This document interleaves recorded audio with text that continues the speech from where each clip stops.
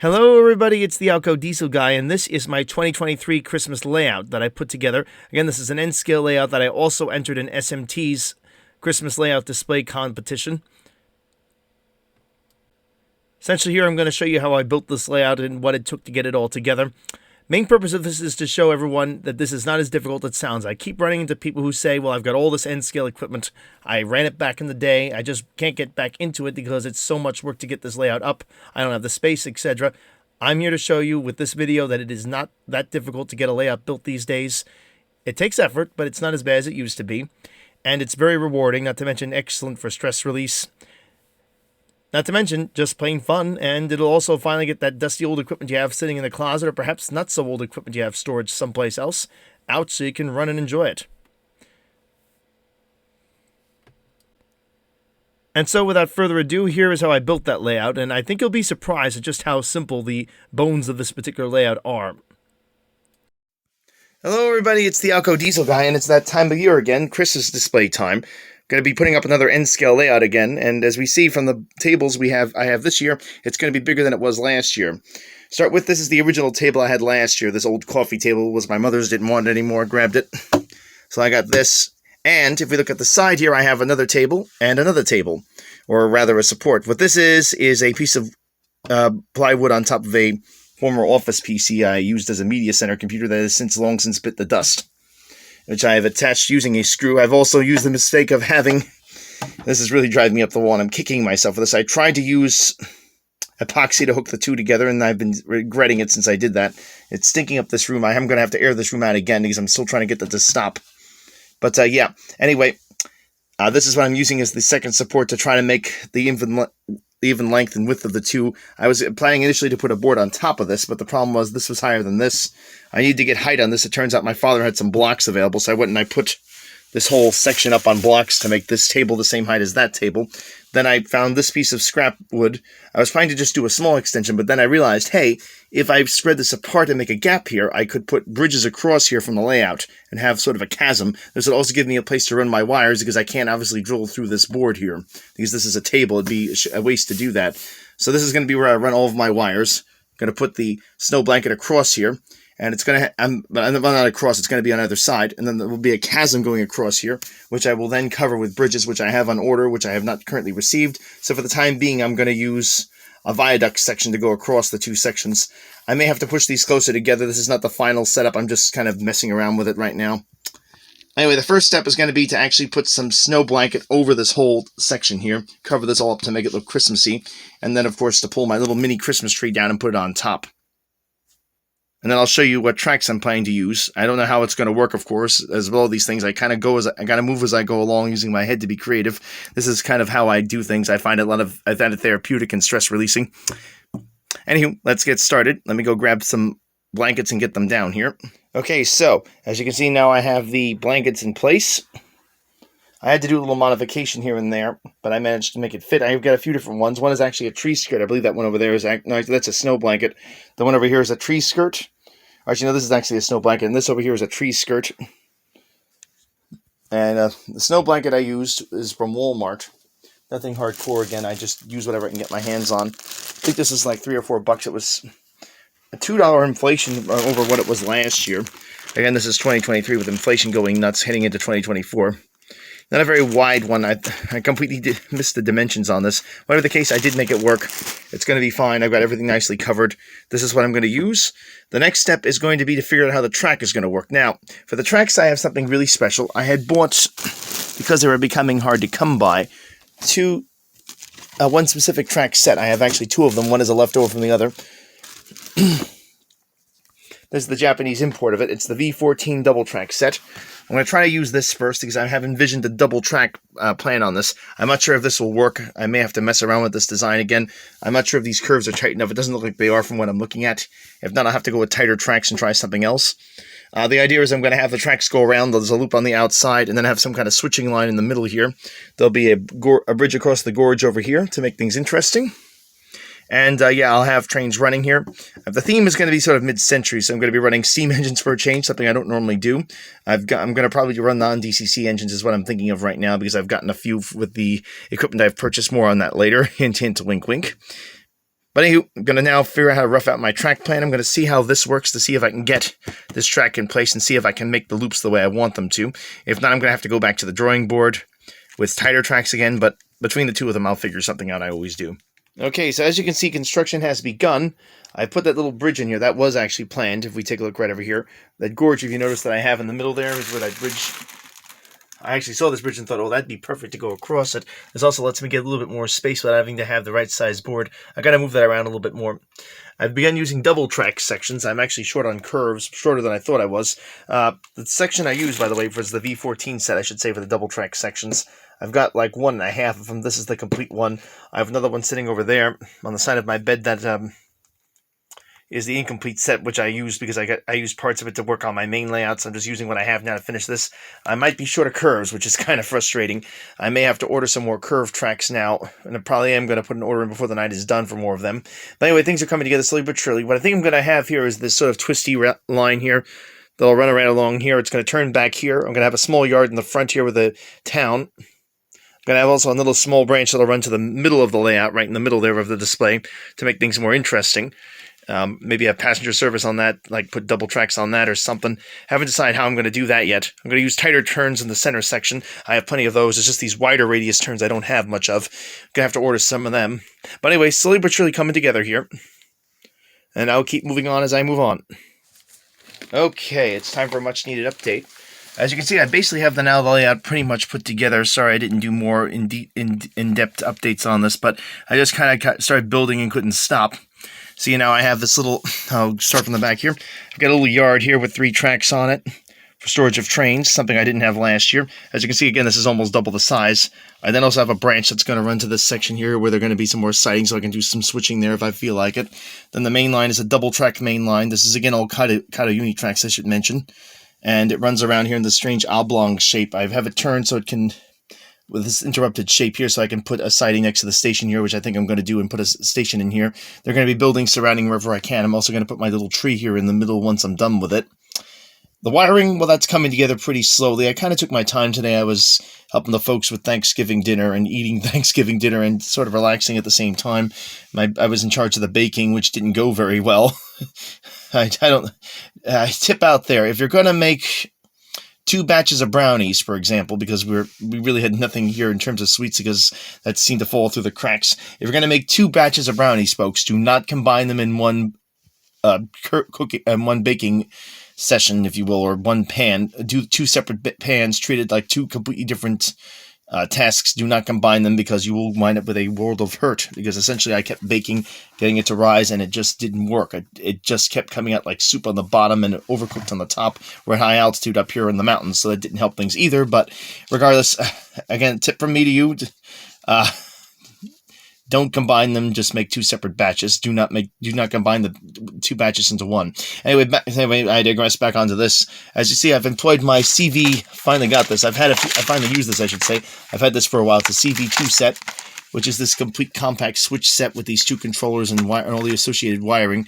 I went ahead and installed one of them back here. I'm going to use that to help save space. This is from the compact sets. I plan to run this is going to have sort of also a short passenger line I plan to do. I think on one of the signs it's going to have a passenger service just to make things interesting. I'm going to run the tiny little, really, really compact Bachmann coaches on here from like the, what do they call it, the Christmas Express, and from the Royal Blue, which I have a few of those laying around. I don't know what happened to that set. I'm going to probably end up seeing if I can buy another one of them because I like the coaches, and the coaches by themselves are so expensive. And from the Durango and Silverton Railroad, they have those really compact little coaches. That's what's going to run on these tight turns here. Anyway, as for the wiring, I use the standard wires here. This wire here is going to cause me to strangle myself because I did something really dumb. make it long story short. I took one of these standard wire hookups and wired it in there via it's one of those. I think I have one here, but it's one of the kits that Kato makes that wires right into the rail joiners themselves, and then you wire it up and then run it through. I didn't think I had the extension, so what I ended up doing is to take one of these extension wires, connect it to that, run it through, and then I clipped the terminal off and wired it up. Unfortunately, me being me, I didn't bother checking. I assumed I didn't have it, but I did. You see right here, I actually had the right wire. This is the sort of extension wire / converter wire that converts this to what would go into this little switch panel which I put together, which again is composed of 2 Atlas 210 dual directional switches. This just basically screws down into one of the 2 terminals right over here, as we see, meaning I wouldn't have had to have clipped that off. I could have just used this and saved one of these extension wires for later. I've ordered a few more of these, and I constantly buy these because they make life easier. The main reason being is, one might think why I'm doing this, well, the fact is that A, I don't want to solder anything because this is a temporary layout, and B, I don't have the ability to drill through this because this is a coffee table. That's actually where that functioning chasm is over there. I'm going to run my wires down through that and underneath the table to back here. This also requires wire extensions. This is one exception because the wires are all the way here. The idea of running them back there is kind of awkward. I may do that if it comes down to it, but I'm thinking I'm just going to camouflage it just to keep things simple with snow, or put a building over it or something, and that'll probably do the trick just as well. Everything back here, though, is going to go into there. So that's basically what I've done. I haven't tested this yet. I haven't gotten to it. I'm planning to. I've got my Zephyr set, as you can see over here. I have to clean my bed up because I've been tearing everything apart, getting all my tracks together and stuff. I'm just sort of slowly but surely cleaning up from the creation process. I'm going to keep some tracks handy because I have a feeling I'm going to do more work on this. Oh, I should mention the trestle I used. I've got one more bridge sitting there. I don't think I'm going to end up using that. The bridge I utilized for this, if anyone's wondering, is this part right here. It's the 2437 bridge. It's the, what do they call this here? The double track bridge silver. It's a through truss style bridge, which we can see there. Let me see if the zoom on this camera works correctly. That's what I put in place there just to simulate crossing the chasm. Came out really nice. It's going to give the simulation of going across the chasm, and it's designed to tolerate the weight of the train, so it'll reinforce that section better. Also add a focal point to the layout.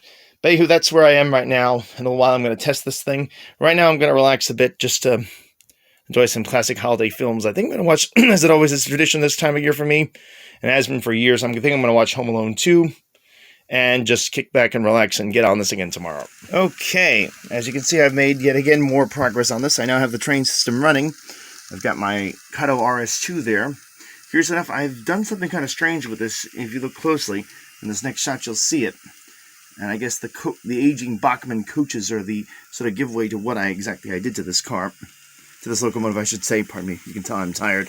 As it comes through the super elevated turn from the V15 set, I believe that is, you can see here that it actually has the old school C couplers installed on it, so it can work with these aging coaches, as I really don't know of any other rolling stock available currently that's lit, and that is actually small enough to make all the tight turns I have here, and also that is kind of and that is more importantly kind of error appropriate. I'm trying to keep this a little bit more accurate. Please pardon all the tracks here. Again, I'll be cleaning that up as soon as I'm done working on this, as I'm still working some kinks out. Another annoying kink that came to light is quite shocking. This is what I was hoping to use for this, and I did in my original test video, and I think I took some footage with it working. This is my Digitrax DCS51. Unfortunately, this didn't last too long. After running the trains around the tracks a couple times, it suddenly started displaying a weird error and has not worked since. I don't know what happened, but again, it blew out.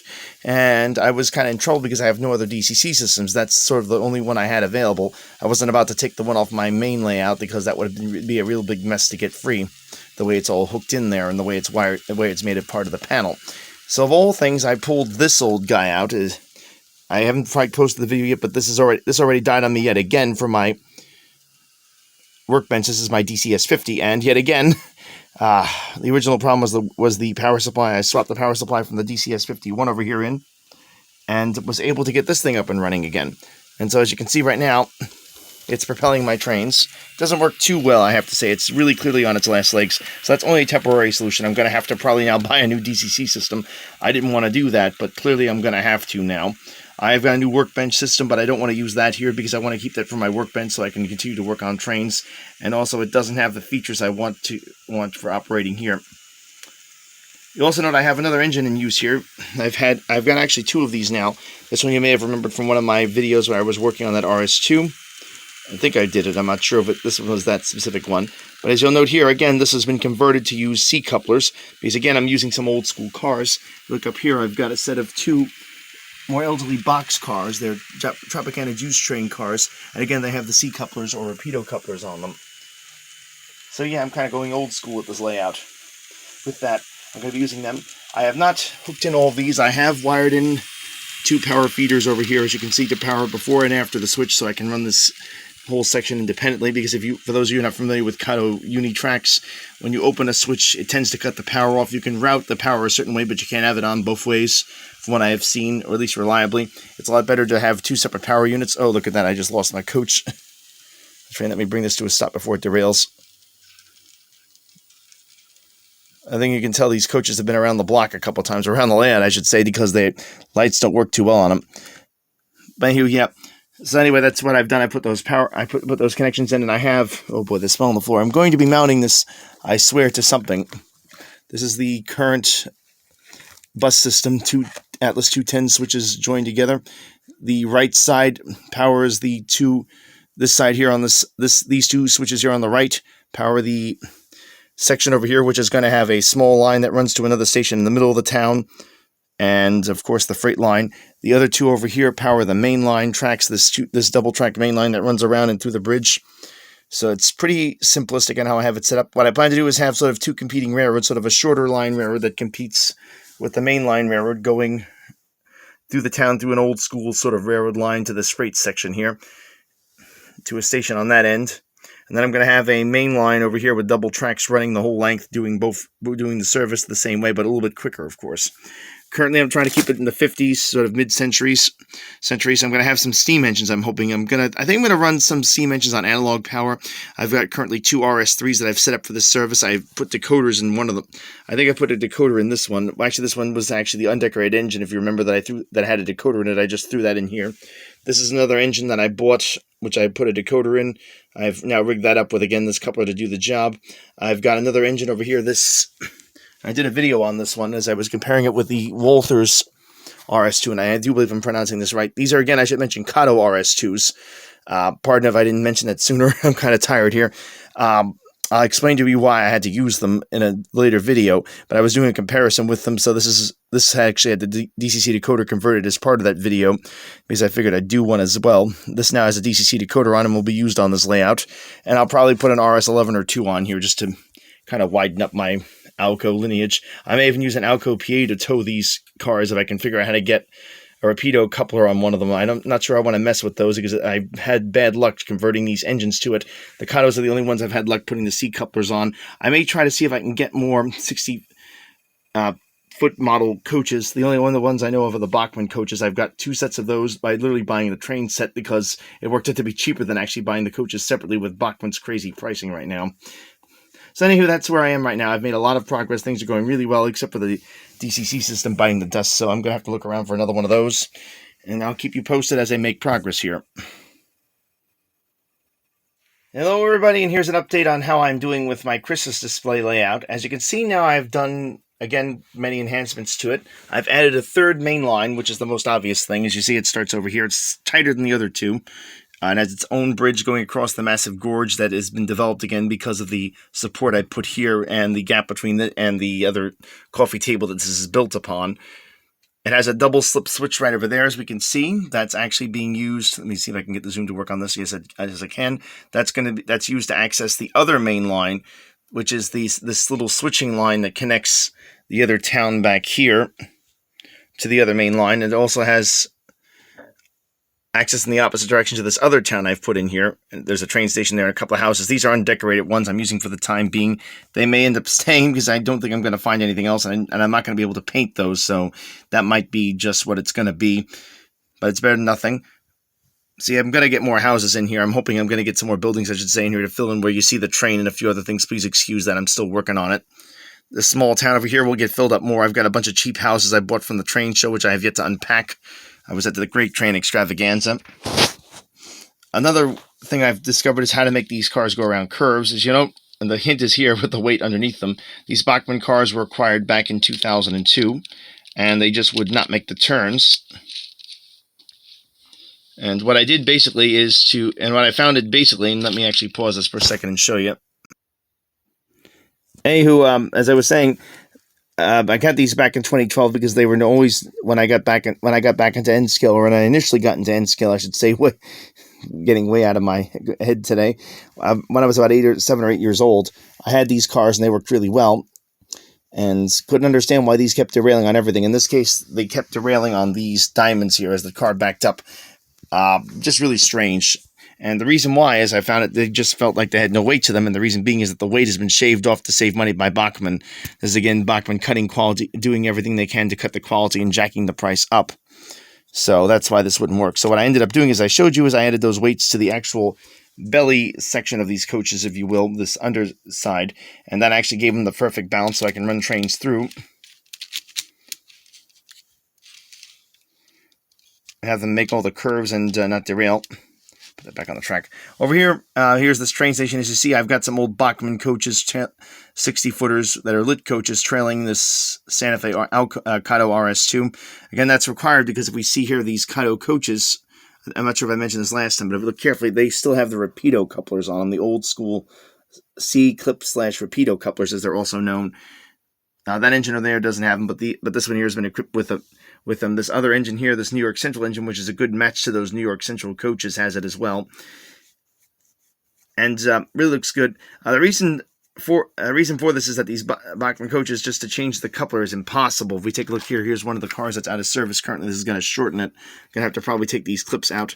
These are impossible to work on. You can't actually take the shell off of them. They're sort of one-piece molded plastic. There's a weight inside them. I'm going to have to try to see if I can disassemble one of these. I have one or two broken ones that are beyond repair already. But the main issue being here is, again, the coupler box at the end of this coupler does not hold on very nicely. It's easily broken off. And once it breaks itself, it's very fragile plastic. Once that's broken, you're not going to fix it, and that's the end of that. And you've essentially broken your coach, and you can't find those boxes anywhere. So basically, I've had to buy a bunch of those to try to find one that works. I bought a bunch at the train show, so hopefully I'm going to get another set that function. I bought 2 more New York Central ones. I'm kind of kicking myself because I had a chance to buy another one of these engines with a different number on it.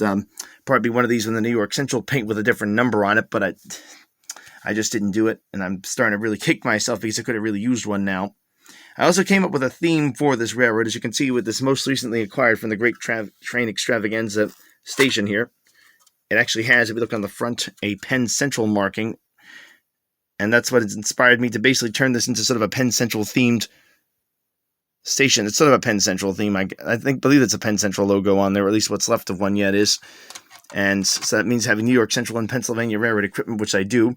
I've got the Pennsylvania coaches at the end of that train, and I've got the New York Central on this train, and I've got another set of the New York Central coaches that I bought at the train show, and I've got a set of Penn Central coaches, so this will work out fine. I'm going to take some liberties, including running Alco PAs. I've actually ordered one from Kato, because again, I have another set of old coaches coming for that. And the only locomotives I can buy these days that are even convertible are the older Kato runs that I can find so far that will work reliably, that are also DCC convertible. I do have an Alco FA I'm going to try to fix up as of for right now. Old lifelike one I'm going to try to make work. I don't know how successful that's going to be. I'm going to have to get to work on that. But anyway, yeah, that's basically where I am now. Let me actually do a little operating session for you. Let me turn the power on here. Oh, before I do that, let me actually show you my panel over here. I'm really proud of how this came out. These are my Kato switches. Again, this is the standard Kato discharge switches. They use discharge on the electricity to function. This other main switch out there is the double slip back here. If we look at that, let me zoom you in if this thing will cooperate. That's a double switch here. So I throw the first switch, these 2 switches, as you see, throw. You zoomed in there. The second switch here operates one of my siding switches here. I believe it's that one. Actually, no, that operates this switch here. I plan to put actually a factory here. I got inspired by a factory I found online. It's 3D printed. I'm going to put that right here at the end of this track. I'm going to somehow fit this in here, and that's going to be there. That's going to be what sits at the end of that track just to make things interesting. I have to somehow fit it around that little curve, but I think I can make that work. And that little switch there is how it's going to be guided into it and how it's going to get into it. Again, very simple switch to understand. Right now that switch is open. To close it, I just push it back and it clicks back into place. This is again being propelled by a hobby transformer using the Kato converter. This hobby transformer is from an old IHC set I got way back in the day. I have so many of these. I could have used a Kato transformer. I have 1 or 2 of those laying around. But the fact of the matter is this takes up less space and it would fit in neater, which is why I went for it. These are just double-side taped to the board itself just so I could move them easier if I wanted to, but they're pretty solid in there. And I have these switches here. These are 210s, which allow me to reverse polarity in case I wanted to operate them as a reverse switch. So far I haven't had to do that, but I just wanted to give myself the option. This is what I usually do when I do a bus for something so small because I'm not generating a lot of current, so you usually get away with that. They're screwed down using the standard screws that came with them. Excuse me, folks. It's getting kind of late at night. And of course, I have my long-suffering DCS-50 powering everything. Just what I ended up using because I had nothing else to work with. The DCS-51 is completely dead now. As you saw, it worked that one time I demoed it with the layout, and then it never worked again. I don't know what happened to it, so I'm stuck with this, which is very fragile. I found a replacement for it in the guise of another DCS-50, which probably wasn't a smart move. I have a feeling I'm going to run into more problems, and also the fact that it doesn't have the ability to put out as much voltage from what I understand amperage, and it also doesn't have all the ability to addresses higher than functions higher than 10. It'll address low codes higher than 10. I think it's like 10 or 12 is the cutoff on it, as opposed to the newer ones that can address up to 20. I think on the new Zephyr Express. So yeah, drawbacks on that, but it does the job, and it's going to get the job done for this display. So anyway, with all that done, I guess I'll give a little operating session going here. Let me turn the power on right over here.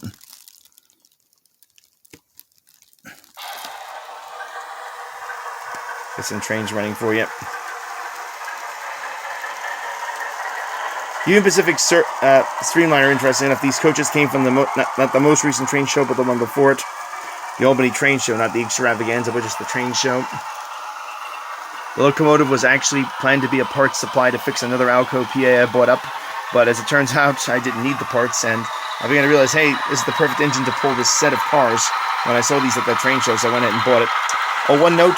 The only super elevated curve is this one right here before the station. That's just how things worked out. Let me actually do a little switching here too. I've got some throttles hooked up to this device. That's one advantage of sticking with something I have instead of buying a new DCC system. I have plenty of these throttles laying around. This is an old utility throttle I've had for a while. Not old, I should say. It's one of the more recent ones. Let me go get my little switcher. Gonna move that switcher back there out of here. Let's go grab that one. I think he's on this switch right here. I think that's the right one to throw this one.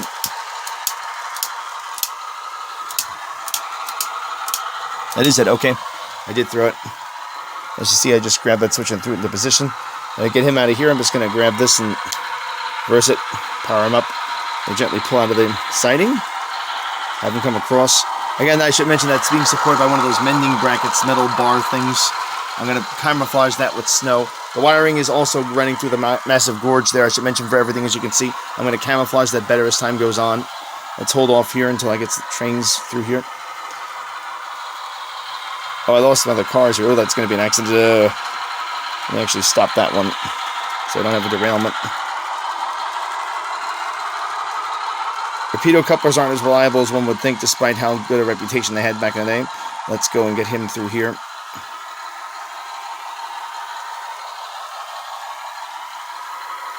Clear of the Union Pacific train into the yard. Gotta work on that D&H engine over there. That's kind of sensitive.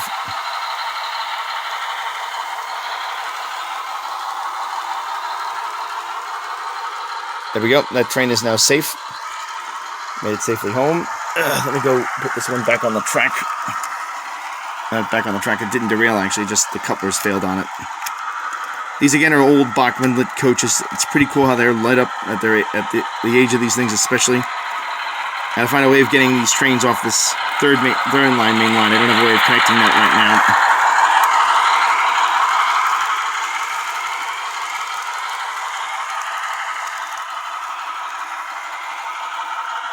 I probably should put another siding in to deal with that.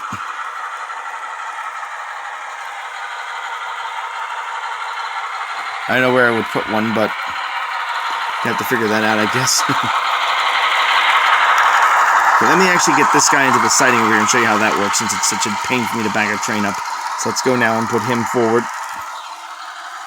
So I'm going to go now. I'm going to throw that switch back there. Number one. I'm going to throttle this guy up here and pull him out.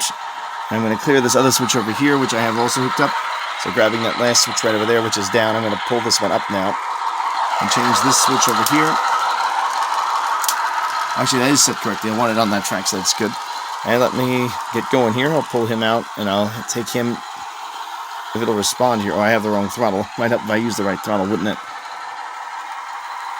This is actually the one hooked up to the Digitrack Zephyr. Oh, might help if I had the train on the track, folks. Helps to do that, doesn't it? I don't know how I managed that, but I did.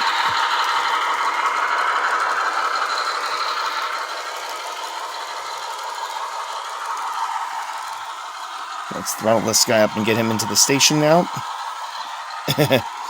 Of course, only when I'm on camera. I tell you, this thing works well, but only when I'm not on camera.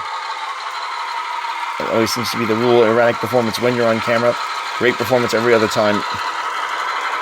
Come on, get in there.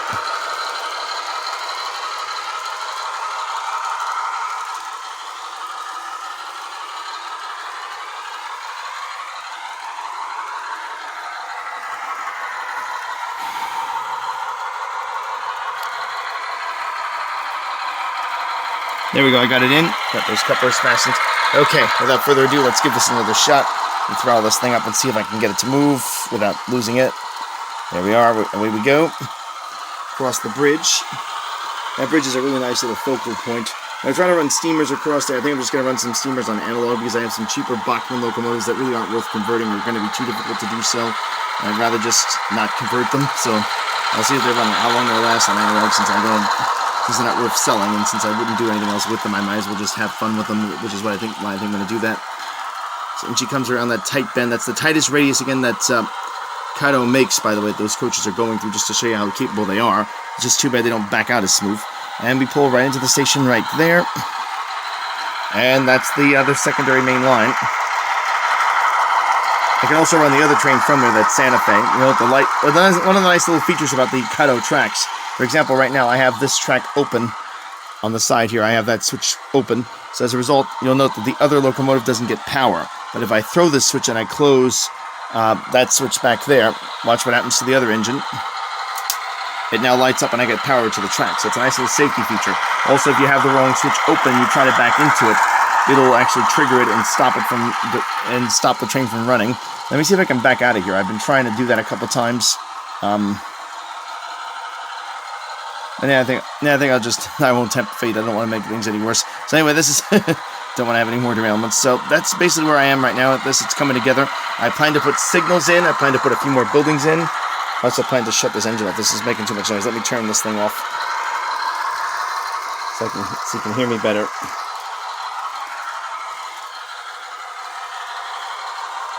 I'll have them come around to the end right behind the tree. Okay. I plan to put... Wow, that thing makes noise. Which is why I'm only going to run one sound equipped engine. As you see, all the wiring goes through the gorge over here, as I think I mentioned before. I plan to put, again, a factory over here. I'm going to put signals in, static signals throughout the layout to keep it simple. And I'm going to put more buildings in to fill this up, and that'll basically finish this all up. I'm going to start lighting the tree up. I'm going to put batteries in that, and that'll be pretty cool to have. And that's where I am with this.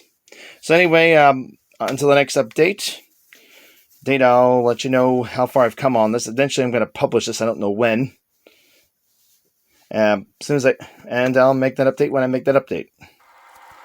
Okay, let's do a little switch with the Santa Fe U25B here. Technically correct for the arrow, though it's the wrong road name. And again, finding Rapido coupler to equip locomotives is quite difficult, as I have found. I have to make more converter cars and stuff for this. Until he is clear. Across the diamonds, now I got to throw that switch back quickly. Change directions and back through it to get onto the main line. Throw the other switch here to merge the...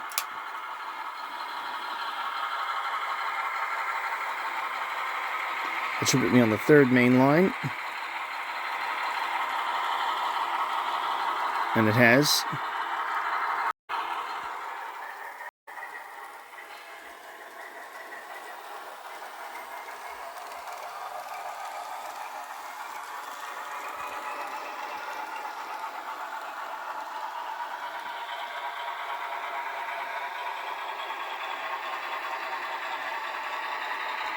We'll slowly in there, see if I can grab that box car inside the warehouse back there and get it out.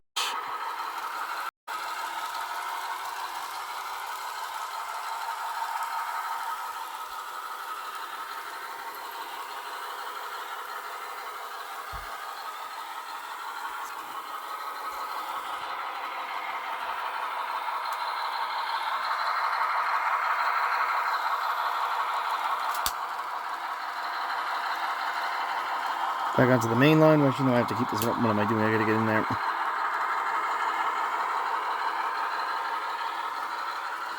all the way down here.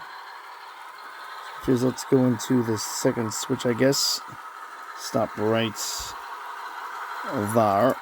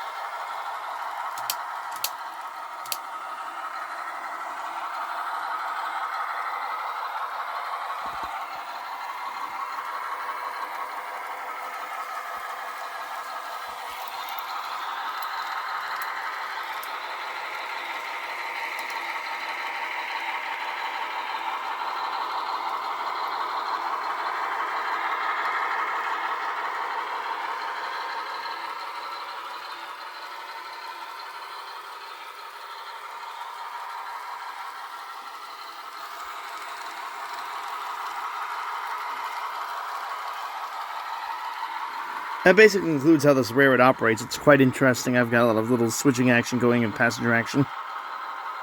Anyway, this is gonna be.